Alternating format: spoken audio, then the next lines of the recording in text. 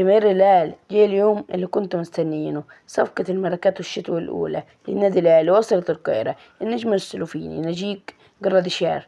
خلونا نغوص في كل التفاصيل عن اللاعب ده، من إنجازاته لبطولاته وكل اللي لازم تعرفوه. ناجيك نجم سلوفيني عنده 22 سنة، وصل القاهرة النهاردة الجمعة لحسم انتقاله للنادي الأهلي.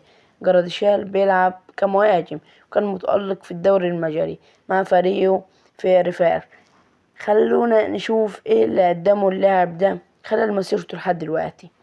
انضم لفريق في ريفير في فبراير 2024، ومن وقتها هو عامل أرقام ممتازة.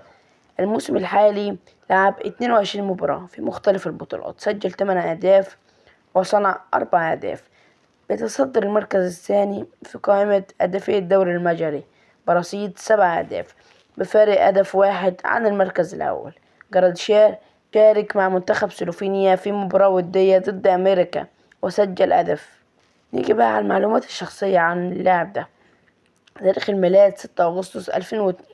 الطول 1.87 متر، يعني مهاجم طويل وبيعتمد على الكرات العالية.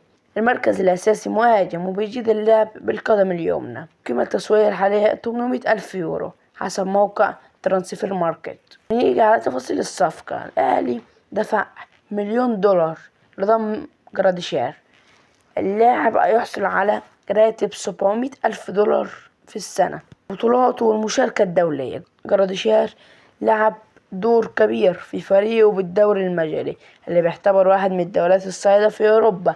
مع منتخب بلاده وشارك في مباراة ودية وسجل هدف، وده بيأكد إنه لاعب عنده إمكانيات دولية. وناجيك جراديشار صفقة بتضيف قوة هجومية كبيرة للنادي الأهلي. هل هيكون هو النجم اللي هيكمل مسيرة التألق مع القلعة الحمراء؟ شاركونا رأيكم، متنسوش اللايك والاشتراك. سلام.